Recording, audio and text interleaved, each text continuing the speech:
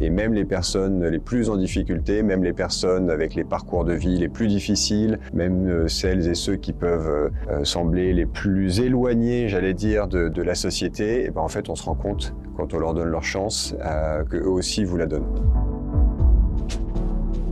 J'ai une longue carrière dans le groupe SOS. J'ai démarré en 95, mais j'ai bossé 2 ans à l'époque, d'abord pendant quelques mois au sein des SOS Drogue International, et j'étais en fait le premier d'une longue lignée d'assistants de Jean-Marc Borrello. On m'a proposé de prendre la gérance de ce qui s'appelait à l'époque Alliance Immobilière, donc qui est la coopérative immobilière du groupe SOS, qui avait été créée justement lorsque je suis arrivé en 95-96 pour développer une offre de logement social. Et quelques années plus tard, pendant que je dirigeais l'immobilier, le groupe a été approché par une petite association qui s'appelait Développement sans frontières. On lui a proposé de rejoindre le groupe SOS, et à l'époque, Jean-Marc m'a dit « tu t'étais déjà occupé du commerce équitable, tu es un des seuls à parler anglais dans la boutique », et donc il m'a demandé, en parallèle de ma fonction de directeur général de la branche immobilière, de superviser cette activité qui intégrait le groupe SOS. C'est comme ça qu'est né un petit pôle de structures œuvrant à l'international,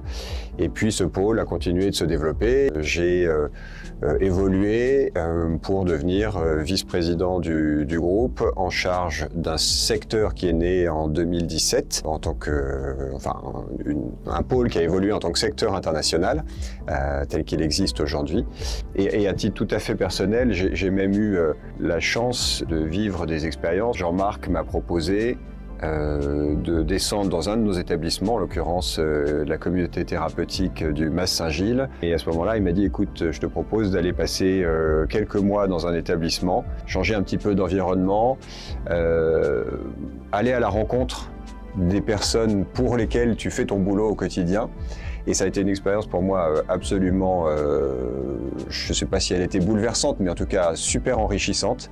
J'ai passé quelques mois dans cette communauté avec une équipe de professionnels incroyables, avec des résidents qui avaient pour la plupart des parcours de vie très chaotiques, souvent de longs parcours dans la toxicomanie, et qui m'ont accueilli, je dois dire, de manière incroyable. C'est-à-dire que ce que j'ai ressenti à l'époque, moi j'arrivais, j'étais le petit Parisien, j'ai été un peu naïf. C'était un environnement qui pouvait être parfois très dur, mais ils ont tous été avec moi, que ce soit l'équipe d'éducateurs ou les résidents, extrêmement bienveillants, et ça m'a permis vraiment de découvrir un univers qui m'était jusqu'alors inconnu, et de toucher du doigt ce que ça veut dire de considérer que personne n'est jamais au bout de son histoire. C'est-à-dire qu'on a toujours quelque chose à apprendre, on a toujours quelque chose à apporter, et même les personnes les plus en difficulté, même les personnes avec les parcours de vie les plus difficiles, même celles et ceux qui peuvent sembler les plus éloignés, j'allais dire, de la société, et ben en fait on se rend compte, quand on leur donne leur chance, qu'eux aussi vous la donnent.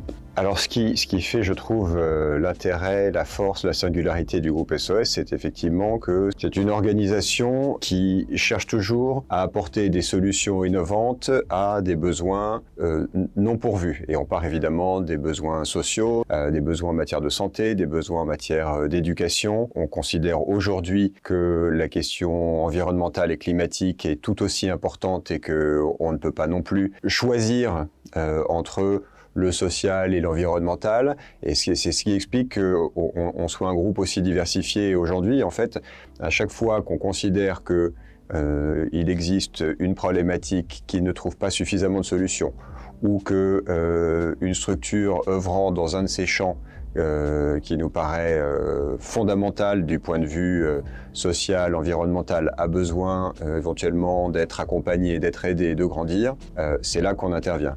Et c'est ce que je trouve absolument merveilleux au sein du groupe SOS.